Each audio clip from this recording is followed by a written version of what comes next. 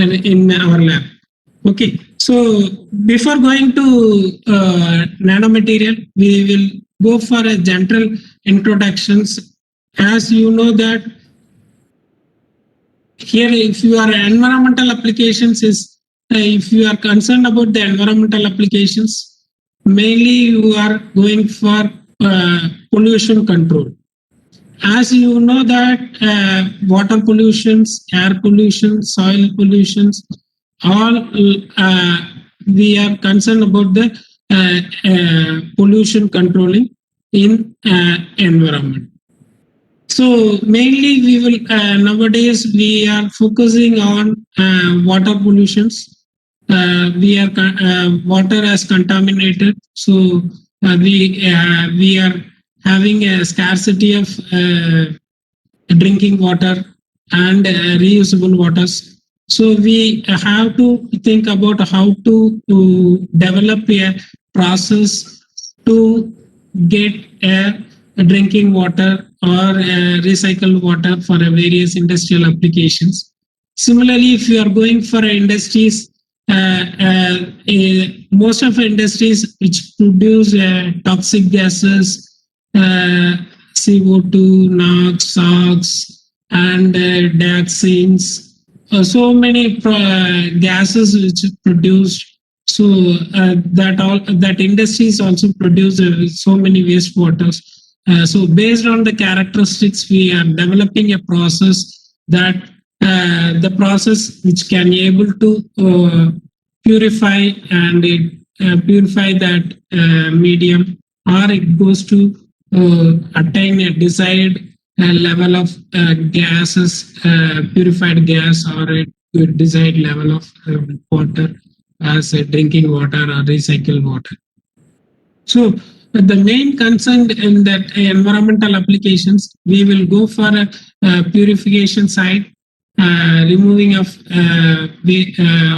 COD, removing of BOD, bacteria, how to remove the bacteria, how to remove that toxic chemical components in our waste, as in the liquid or as in the gas or in the soil. So for that case, we are having a various technologies as applied. So currently, which involves various technology for water and air. So if you want to develop a process, we will have so many conventional process, chemical, biological, and mechanical process. So if you are going for a chemical process, activated carbon, chlorinations, UV radiations has to be used for the treatment of water, wastewater, and it can be based on the property of water. We can be able to go for applying a various purpose. And similarly, we can use different bacteria and then that decompose the waste, and you can purify that your medium. So here main thing is, as we today's focus on nanomaterials. So most of a chemical process which uses nanomaterials, which has to be developed or naturally occurred nanomaterial that has to be used for treatment of wastewater, and we will get a desired condition. Similarly, for air, that has to be if you are going for recycle, reuse, and for air. If you are going for a thermal industries, the CO2 production level is very high. So the CO2 has to be converted as a useful products by using a nano catalyst, methane or ethane or hydrocarbons. So in the whatever the carbon dioxide it comes from that various industries has to be converted as a useful product by means of nanotechnology. Okay, so that's why we are using a recycle or reuse in that type of process has to be adopted. So CO2 has to be converted into hydrocarbons. That is the process we used, a photo-electrochemical process. Most of the photo-electrochemical process, which involves a nanocatalyst. So the nanocatalyst which helps to conversion of CO2 to hydrocarbons. Similarly, nanofibers, we are controlling, we will use the nanofibers which incorporate the nanoparticles, and then we have to remove the impurities, whatever the toxic gases, toxic uh, uh, chemicals present in the air, in the gas, that has to be removed using a nanofibers. And also, you already know most of them. We already know that electrostatic precipitators. So the electrostatic precipitators, we have anode and cathode. Then that there is some membrane. In that membrane, we can be able to incorporate the nanomaterials. Then the nanomaterial which helps to reduce the pollution, reduce the concentration level of toxic gases. Okay, so so many technologies we are adopted. In that technologies, we are more focusing on nanomaterials, and in that wherever we are using the nanomaterial, then that process we call it as a nanotechnology. So we are nowadays mostly we will concentrating on how to develop, how to design a nano process, nanomaterial, using a nanomaterial to develop a process.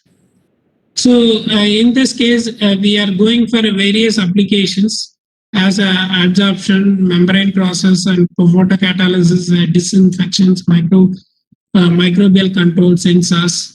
So all the process, all the applications, we are using a different types of nanomaterials. That nanomaterial has to be synthesized, and based on the size and shape or compositions or structure. So we will develop a various nanomaterials. That nanomaterial has to be used for that various applications. For example, if you are using adsorptions, CNT, we are using nanoscale metal oxides, zinc oxide, for example, zinc oxide, copper oxides, or composites, nano composites can be used for adsorption. Similarly, if you are going for membrane process, we will develop a nanofibers using incorporated metal oxides that has to be used for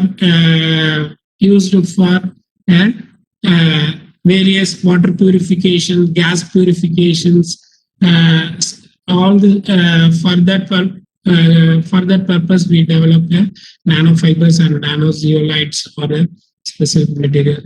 And also, if you are going for a treatment of materials, treatment of water or gas by using a photocatalysis, including UV spectrophotometer, UV spectrum light, and then you can go for a photocatalysis. Most of nanomaterials having able to working under a UV visible region or UV region. Based on that conditions, based on that range, we can adopt a photocatalysis. That material can be used for a photocatalysis. Similarly, we will go for disinfectants, microbial control, that is antibacterial, antimicrobial, antifungal.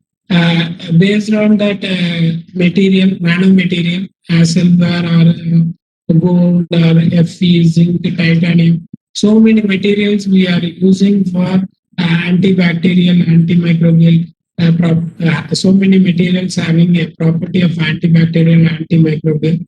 So we will use this material to prepare a manufacturing of perfume, creams, facial creams, or if you are go for ointments like that. So nanomaterial is one of the main applications in biomedical applications.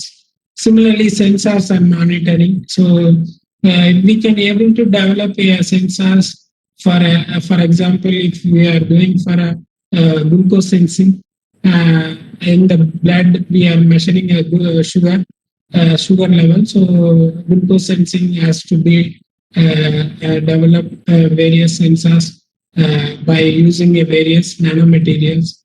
So we are working under we are working at different applications like photocatalysis and antibacterial, antimicrobial applications, and also sensors for glucose measurements. So these applications we are working for in our lab. So mainly we will, if we are going for a nanoparticles, mainly we will consider this properties is a very important properties. So based on this property only we will go for applications. So if you are developing a nanomaterial, you should be understand the various properties. So then only you can able to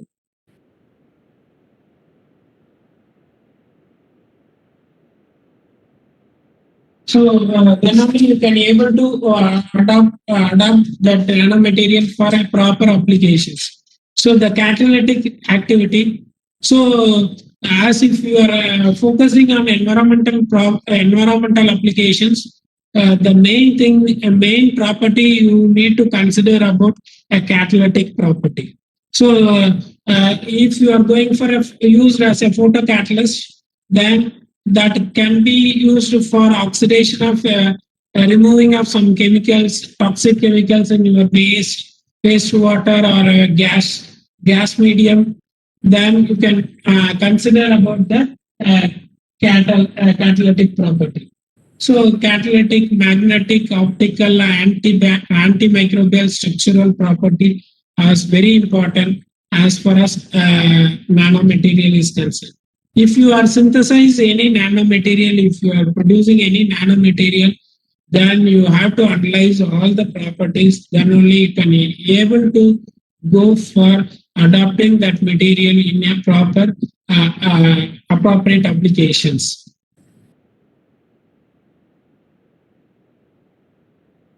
If you are going for a catalytic property, that material highly having a catalytic property, then you can be able to try to use as a photocatalyst. If you are a test a magnetic property, then that material, if it is a highly magnetic property, then you can be able to use drug delivery and magnetic separations. That nanomaterial can be used. So optical, then you can use it for photoelectro sensors, optical property, then you can PV panel, all these things. You can able to develop a PV panel, photovoltaic cells, all these things we can go for that applications. If you are going for antimicrobial, antibacterial properties, then you can be able to go for use for biomedical applications. Then you can understand the various structural properties, then you can appropriate. Now we will go for a bioremediations. We will give some introductions regarding the bioremediations. Then we will go for some specific case studies. As if you are going for a bioremediations, very important thing is first you should understand the nanoparticle property. So how to we are synthesizing a nanomaterial based on various conditions, various properties. So you should be control the size, if you are going for a synthesized nanomaterial, based on the synthesis methods, you can able to control your size of a particle and also the shape of the particle. Based on the shape, you can able to adopt different applications. So and also you can able to nano composites, different metal ions has to be combined, and you can able to prepare nano composites. And if you are going for synthesize one nanomaterial, that material has to be used as a biomedical application, or you can go for sensors, or you can go for a catalyst. So multifunctional nanomaterials has to be used by incorporating a different metal ions or a different uh, uh, based on the synthesis methods and surface modifications. You can able to prepare a different surface morphology. Based on the different surface morphology, you can able to dental flat shields or a dentring, or you can go for nano wires, like that. Surface modifications, you can incorporate some in one particle. You can incorporate a polymers, and you can use different applications. You can assemble different assembles also different rectangular shape or conical shape, or different assemble methods has to be used for uh, for adopting a particular synthesis method. Okay, so here a very important thing is the nanomaterial as synthesis. If you adopt a single synthesis, one synthesis method under a different operating conditions, you can able to get at different sizes or different shapes. Then you can able to use in a different applications. Okay, so here very important thing is if you are going for synthesis, based on your requirements, you are adopt a particular synthesis method, particular operating condition, then only you can able to attain your goal.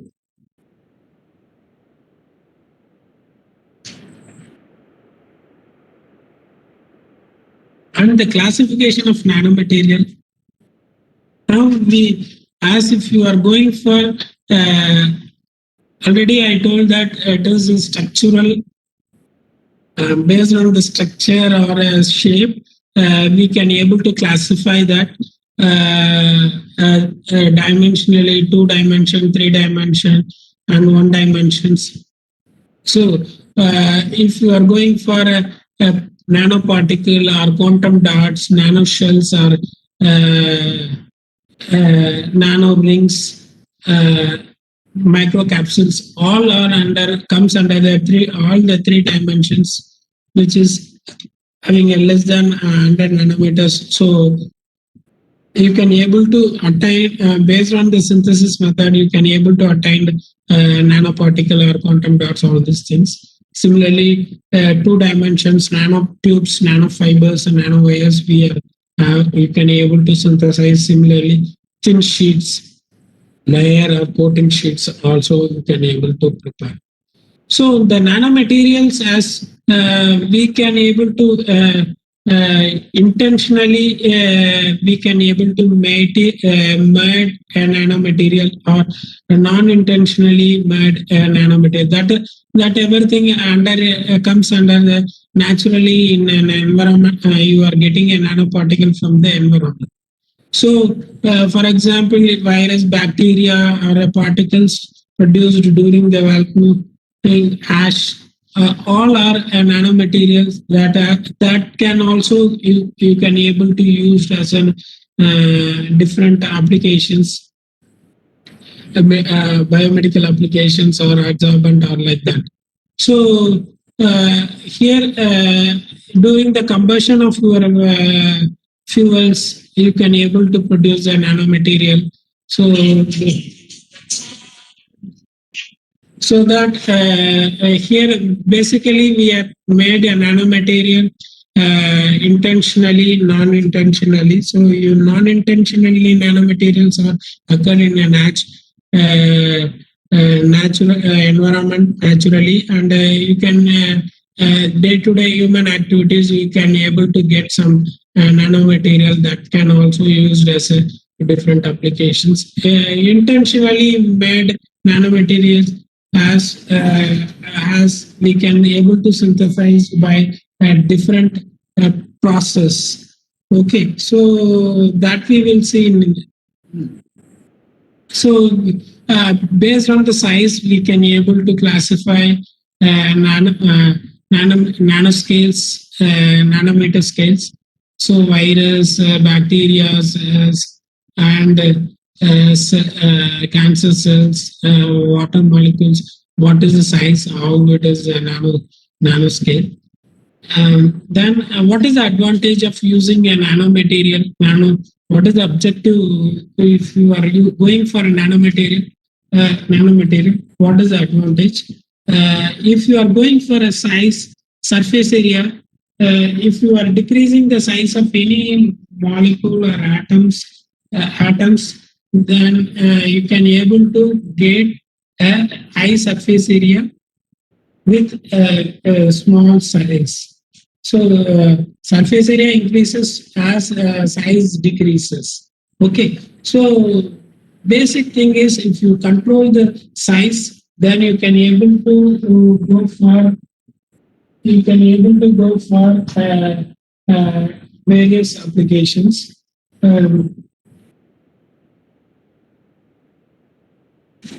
Now,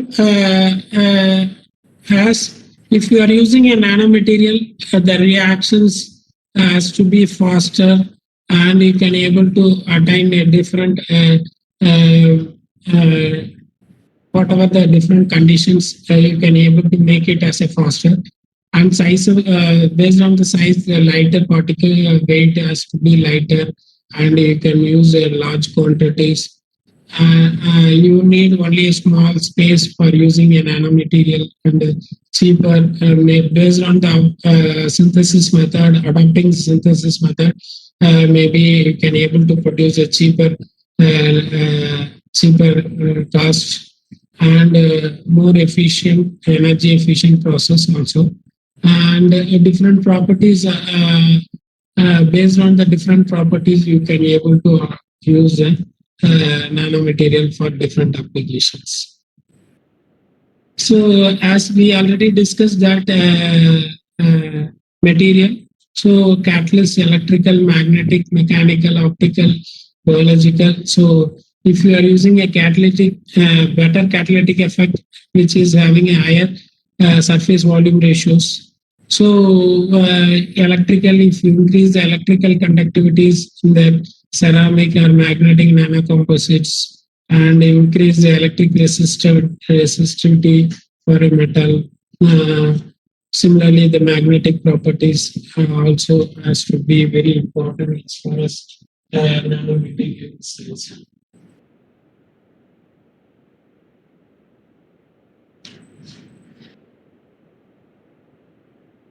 Now, how to synthesize a nanomaterial? Nanomaterial has to be synthesized in a two technique. As we go for two technique. One is top down approach, and bottom up approach. So you can take a larger molecules. Top down approach, you can take a large component and you can make converted into a smaller component. Then that can be has top down approach. Similarly, if you are going for bottom up approach, you can able to take smaller atoms and assemble them, and you can use it as a nanomaterial. So, self-assembled of atoms and molecules as in the chemical and biological systems. So, in the many nano technologies, we are using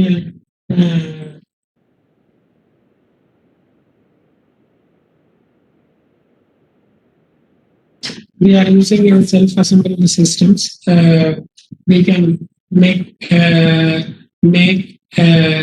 assemble the atoms with a desired size or desired shapes, and we can use it as a nanoparticles. As far as the application is concerned, we can be able to go for a different innovative applications like energy, biomedical applications for drug delivery, for drug deliveries, and antibiotics, manufacturing of antibiotics, and if you are going for nanobiotechnologies, nano device, sensors like glucose measuring device, and measuring of impurities in the wastewater. And this type of sensors has to be developed nano sensors. And optical engineering, and defense and securities, bioengineering, cosmetics, and nano fabrics. So there are different applications are available, can be used nanomaterials. So as far as this application is concerned, your aim is to develop a specific targeted material. So then only you can be able to attain that particular applications. So, as if you are already we discussed that intentionally, non-intentionally, nanomaterials. As if you are going for engineered nanoparticles, so most of the engineered nanoparticles are synthesized or intentionally developed nanomaterials. So quantum dots or metals or nanotubes, films, nanofilms, nanocomposites, nanocapsules, all are intentionally developed nanoparticles.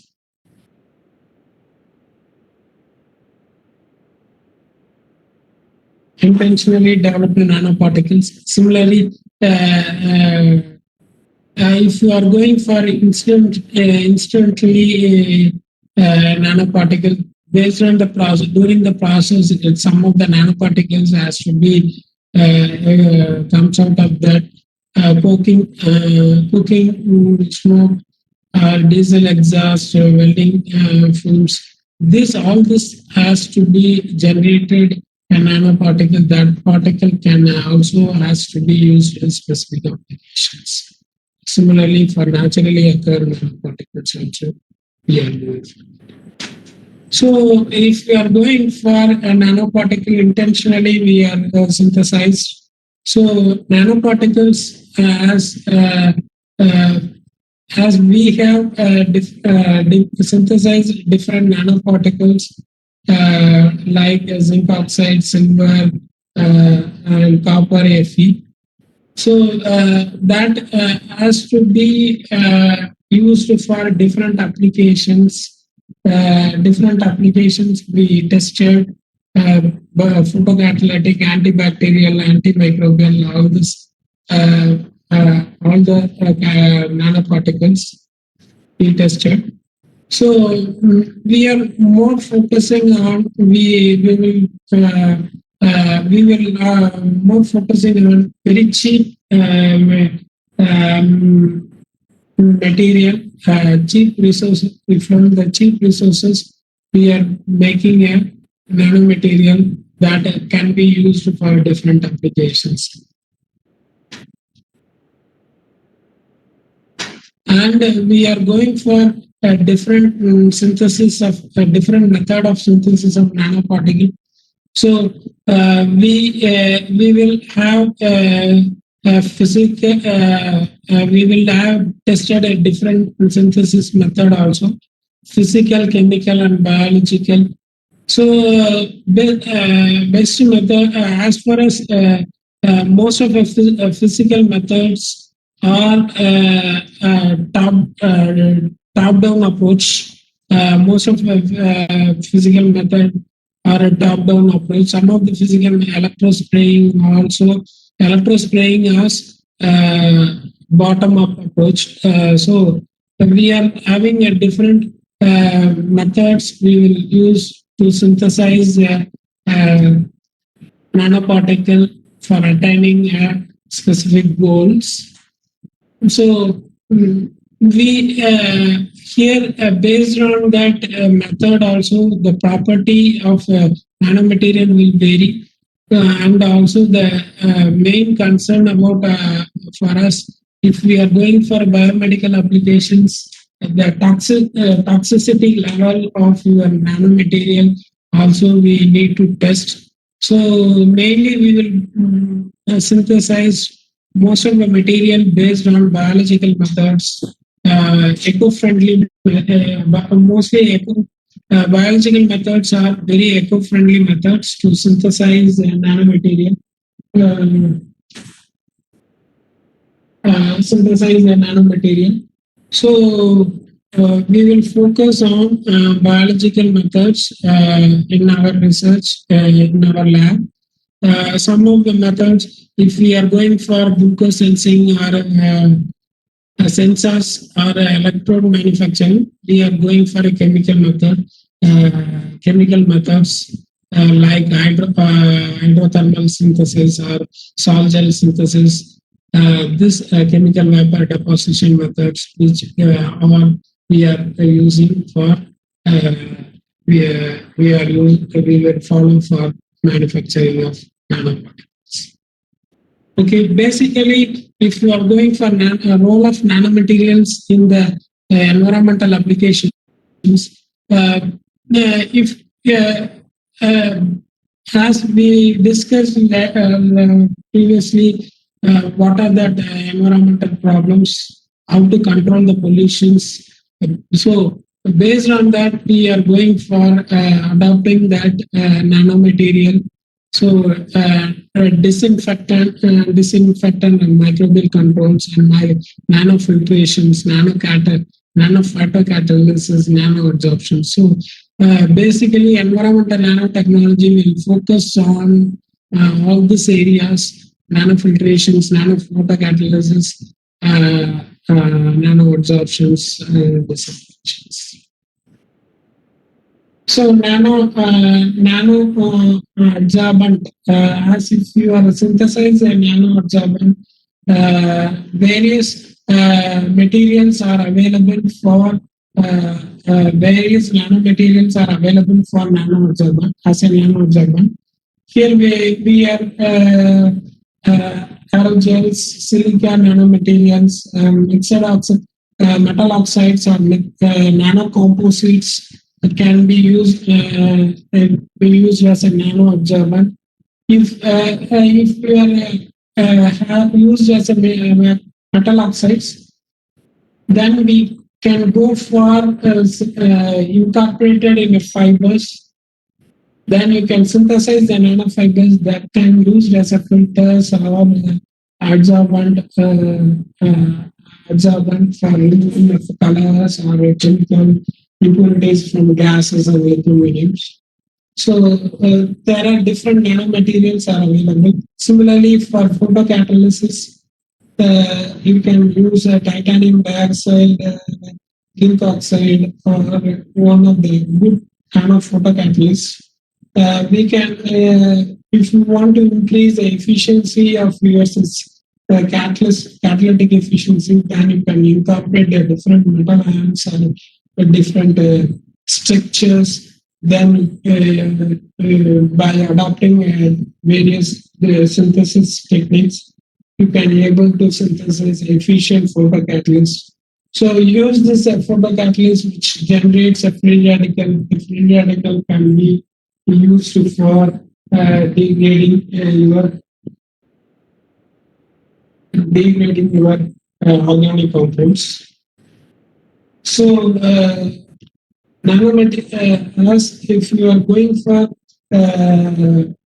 catalytic activity, we can able to adopt different methods for synthesis in nanomaterials.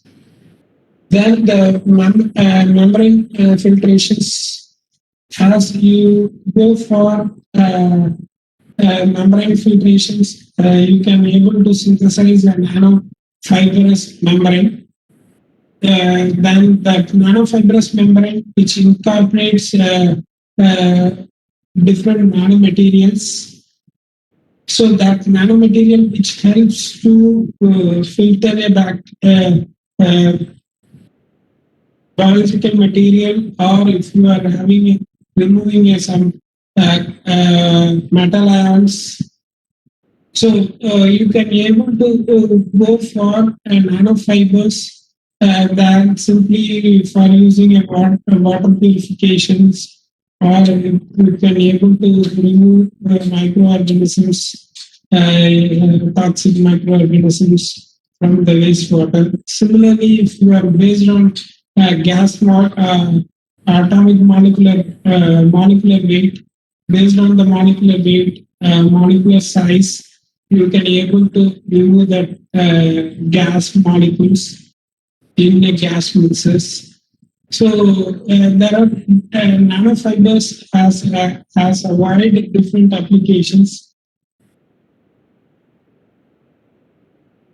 Has a wide different applications. So we will see that in the later part I will show some how to synthesize the nanofibers, and how to do different applications, adopt different applications in the nanofibers. This is one of the typical application for nanofibers as nanofiltrations. So if you are having a use a reverse osmosis ultrafiltration membrane, the pore size is 0.2 nanometer to 4 nanometers. So here we are going for nanofiltration membranes. You can able to remove the turbidity. You can able to control your remove your solid particles, ion particles,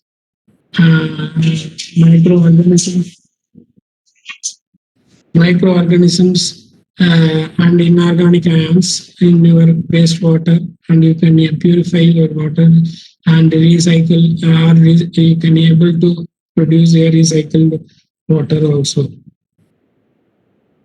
So if you are going for nanofibers, disinfectant and microbial controls, you can able to synthesize packed nanomaterial that has to be used to as a disinfectant, or you can use control used as a antibacterial or antimicrobial for synthesis, silver nanoparticle or gold nanoparticle. So simply, if you are going for producing a nanoparticle which generates a reactive oxygen species, that reactive oxygen species has helps to rupturing your cell wall, or you can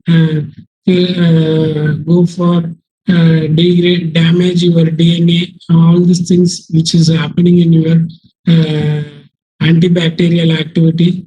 Then that whatever the nanoparticle which is has to be produced as a metal nanoparticle or a metal oxide nanoparticle, that can be helps to synthesize for antibacterial, fungal activity.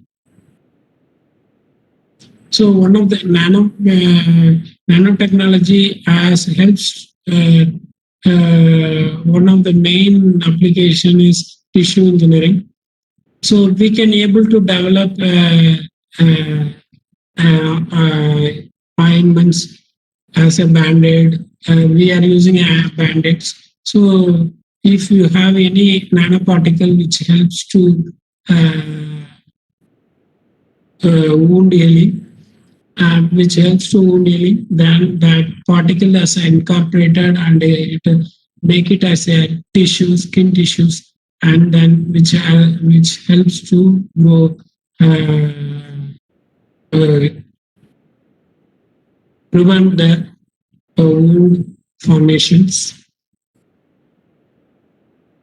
So till now we saw about general discussions on where how what are the characteristics of nanoparticle, how we can able to synthesize, what are the methods we are adopting for synthesis, and where what are the different applications uh, uh, we we can able to do.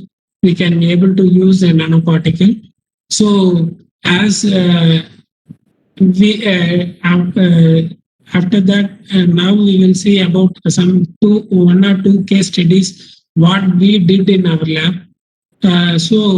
In the case studies, we will start with the simple nanomaterial synthesis and simple applications. How we did in that in how we did in our lab.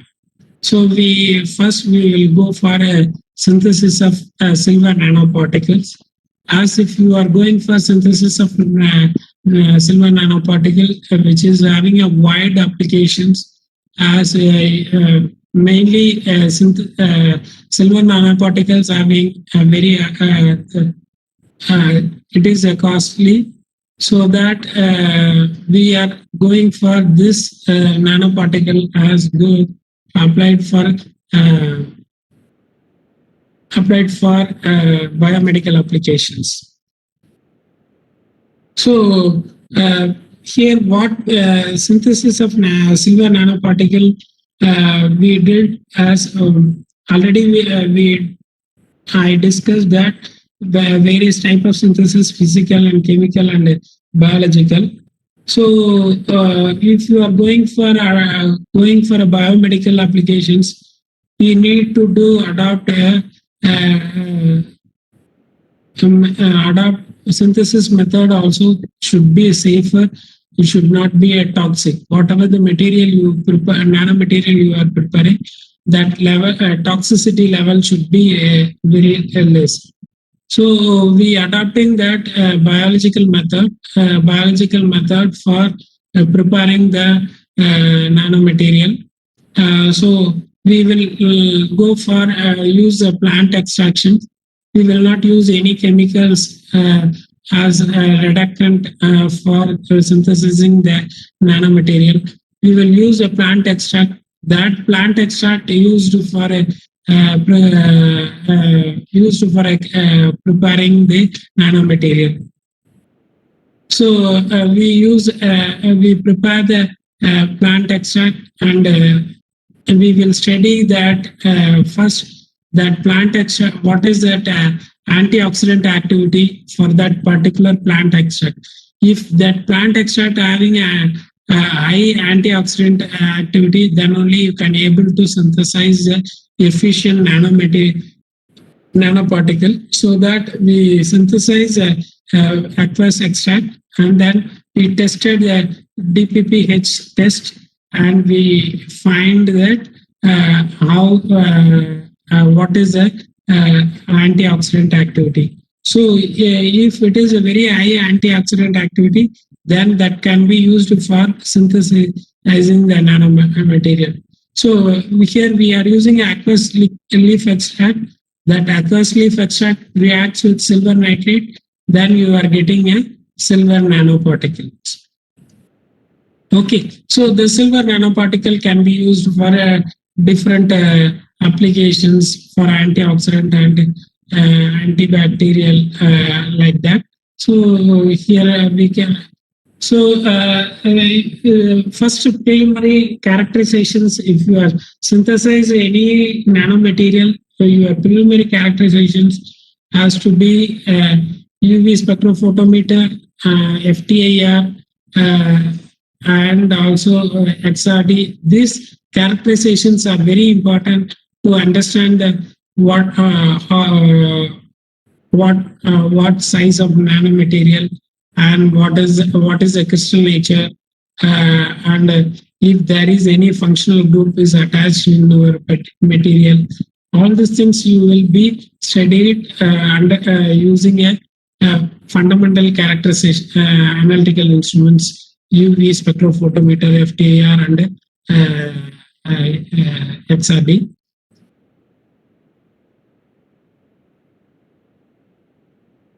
So we synthesized a silver nanoparticle, and we tested that character. We did the characterizations.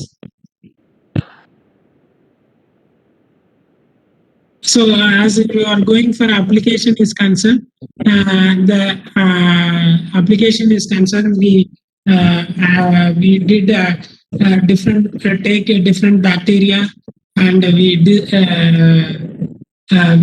tested the antibacterial activity. So whatever the silver nanoparticle is synthesized, we tested bacillus and this type of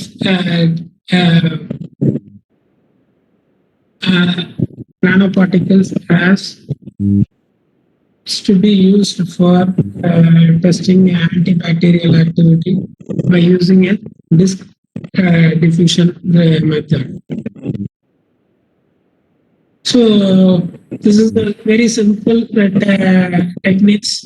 As if you want to synthesize any nanomaterials for your wastewater treatment or biomedical applications, you can first synthesize, adopt appropriate synthesis technique, and after synthesize, you do extensive characterizations. Before doing extensive characterizations, then you can simple characterizations you did, and test fundamental antibacterial, antimicrobial, antifungal test. Then that material can be able to use a biomedical applications or not.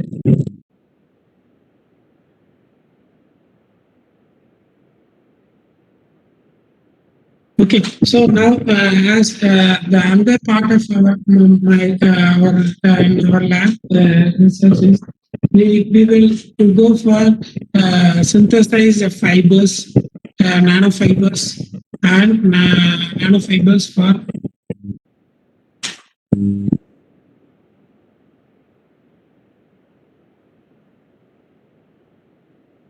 we synthesize nanofibers by electro spinning technique. We will here we can able to produce simple without nanoparticles. We have to produce a nanofibers. That nanofibers can be able to use for filtration, and also if you are incorporate some nanomaterial, that can also used for various applications like wound healing, or you can go for filtrations, disinfectants. That type of nanofibers also we have to synthesize.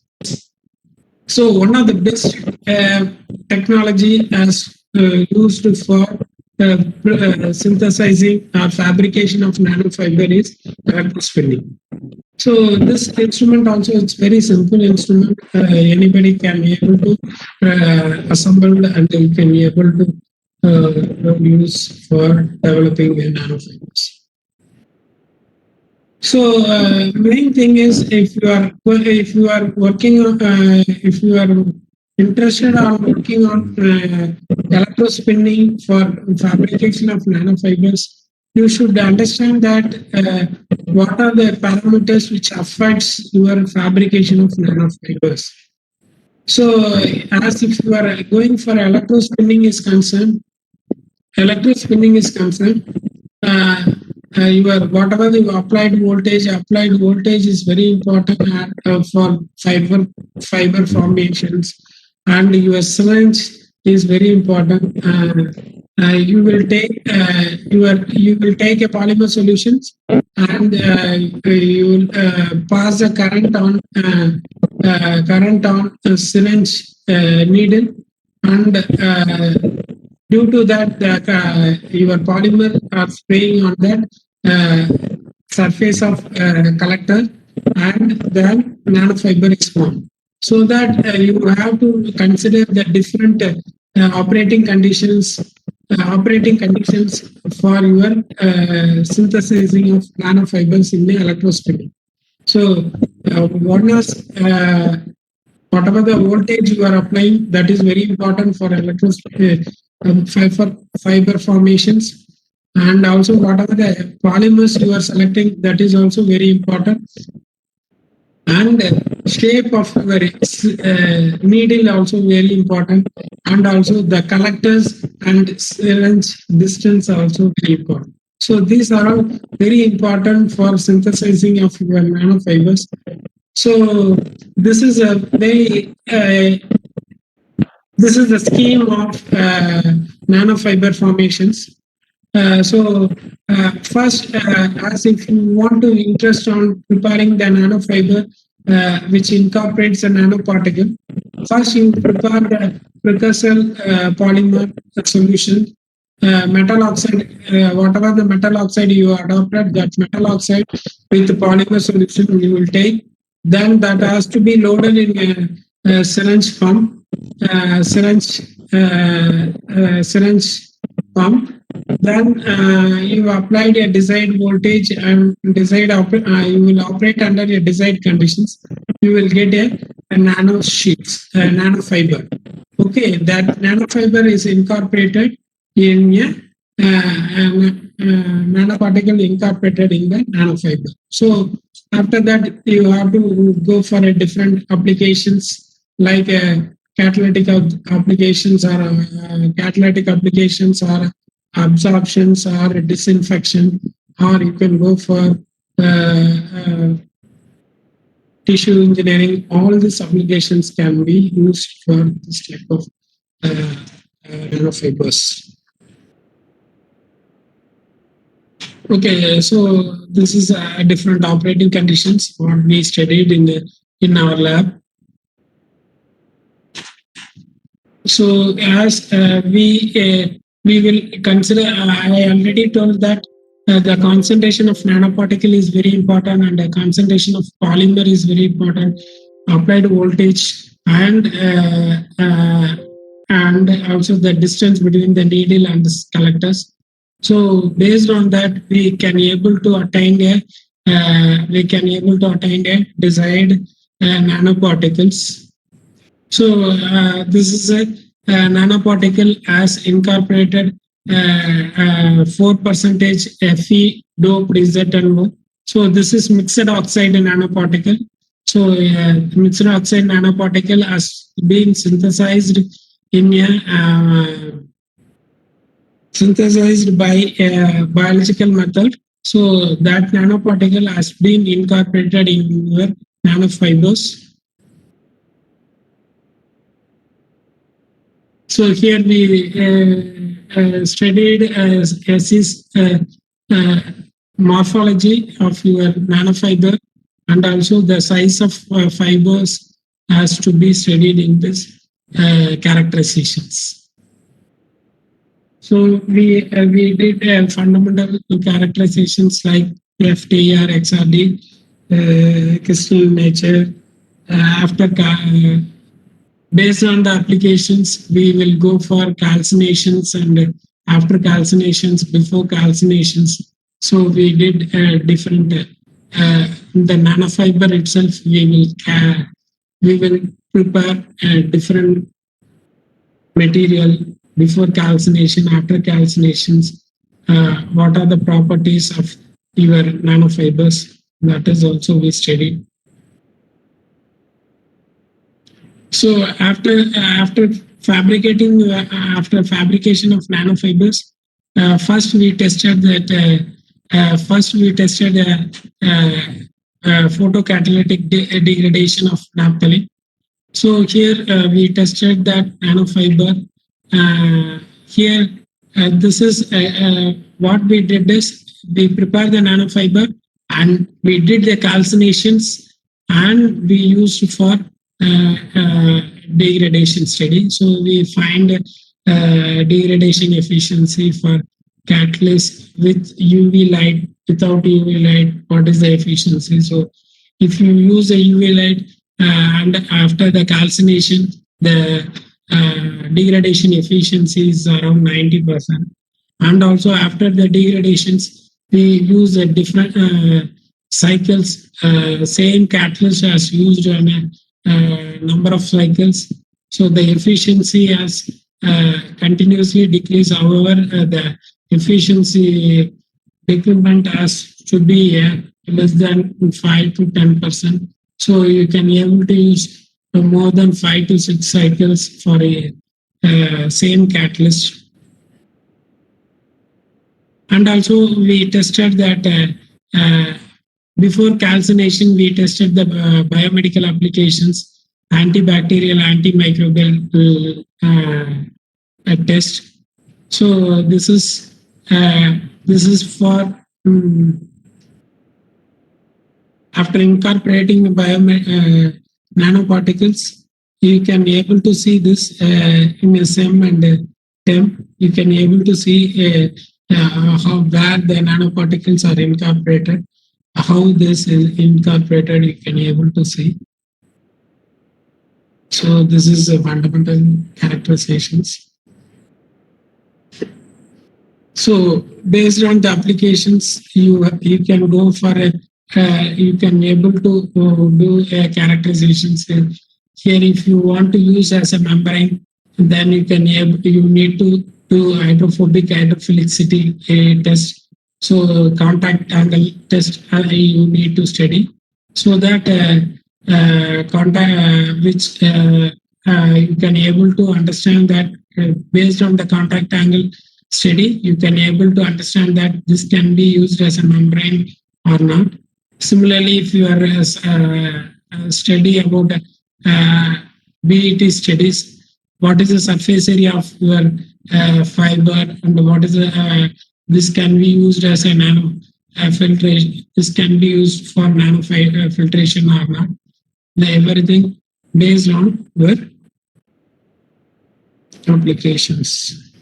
So antimicrobial studies we did for E. coli, for different nanomaterials, nanofibers. So as if you are synthesized nanofiber for PVEA nanofiber, incorporated Fe doped zinc oxide. So we tested a different two microorganisms. For that microorganisms, we tested antibacterial, antimicrobial studies. And cytotoxicity studies also we did. Based on this cytotoxicity, which compositions has been feasible to use for applying for biomedical applications. Okay, so this is as far as my fiber is concerned. So first, before starting a nanofiber, you should be understand that electrospinning process.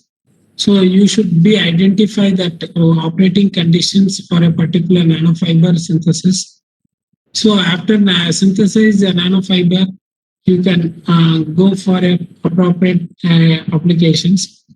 If you want to go for bio applications, you can able to incorporate different nanoparticles for different applications. Okay, thank you. If you need any clarifications, we will discuss. Participants, now it's time for raising questions and interact with the resource person. In case if you have any questions, you can put them in the chat box and we can discuss them.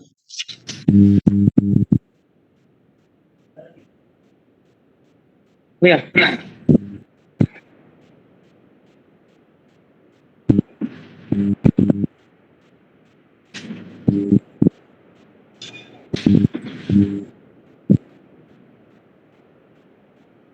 And participants who would like to unmute your microphone and speak, you can do that also.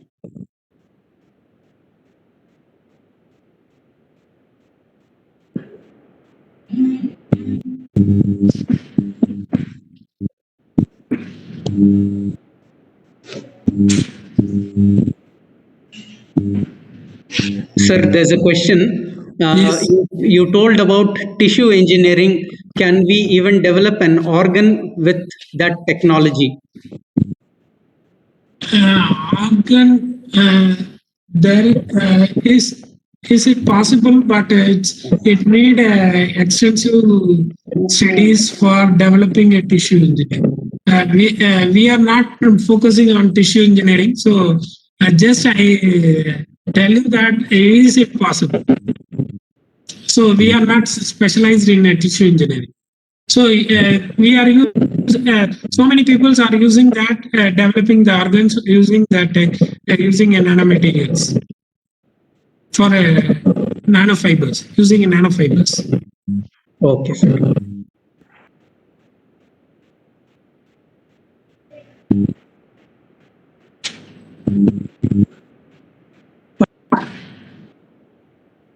Hello.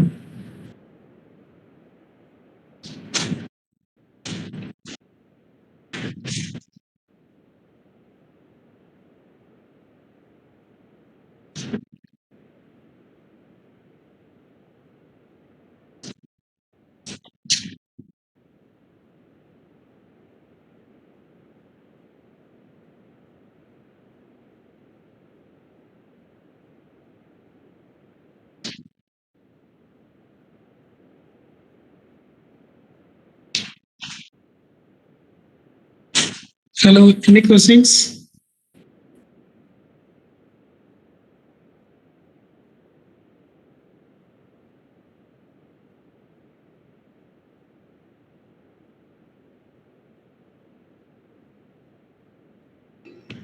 Sir, there's a question. What type of nanofibers can be developed?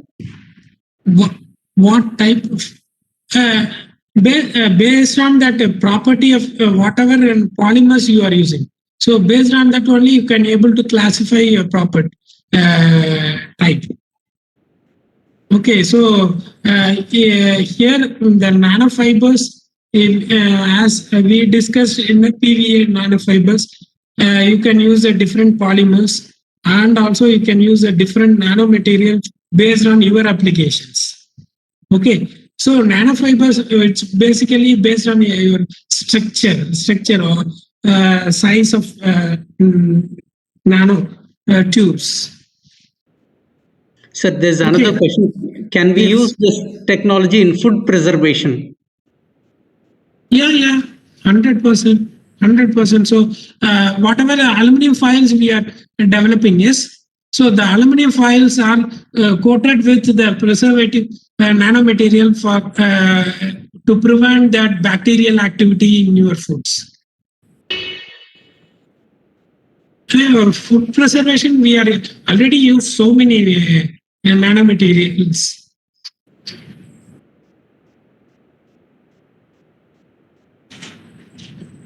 Any more questions?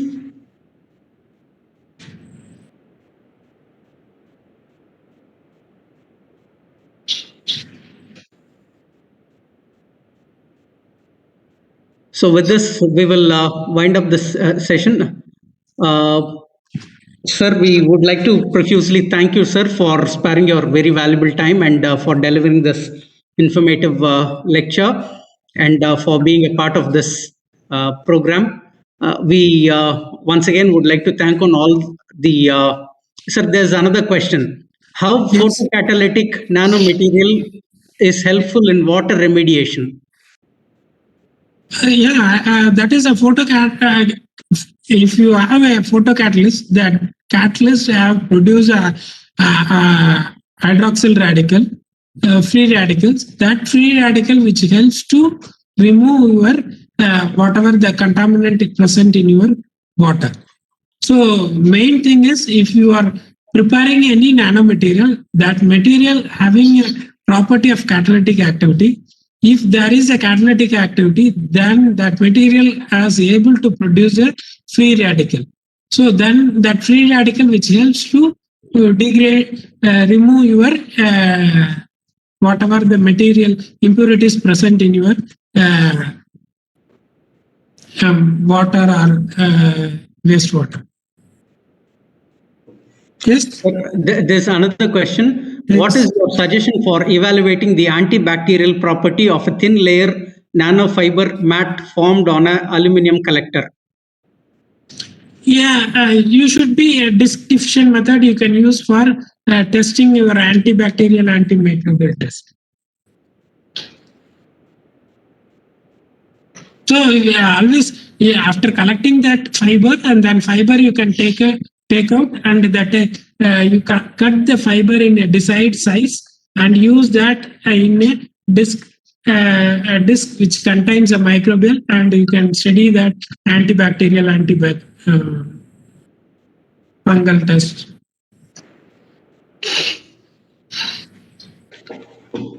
Sir, what are the alternative methods in order to investigate on antibacterial properties of nanofibers?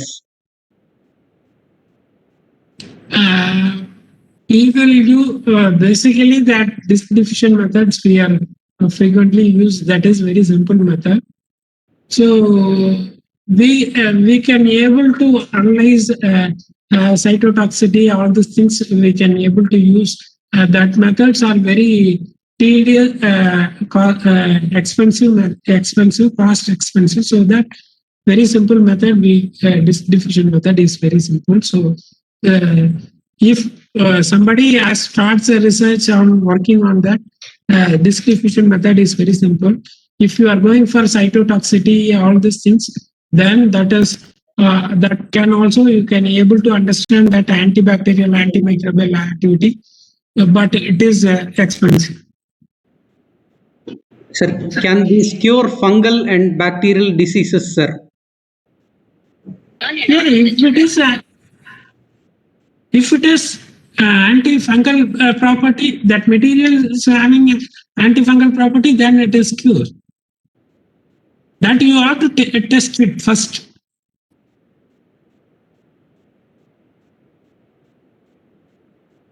Okay, sir. So, any other questions, sir? Any other questions, participants? If you have, quickly you can raise, otherwise we can close the session.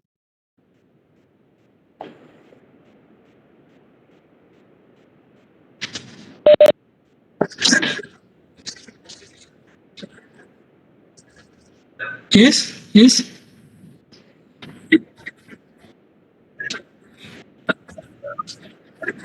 Yes, 100%. 100% shape and size is very important. I already told that if you are having a very large size, the surface area is very less. So if you are a very small size, you can able to accommodate a high surface area.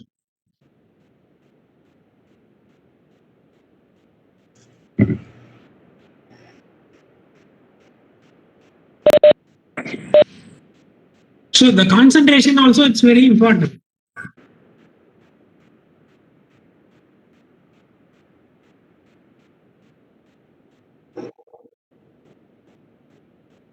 Right. So, in case you have any further questions, you can also write to the resource person. We can share with you the email ID with the permission of the resource person, so that you can contact the resource person later for any further clarifications if you have. So, once again, we thank the resource person on behalf of all the collaborating institutions and industry partners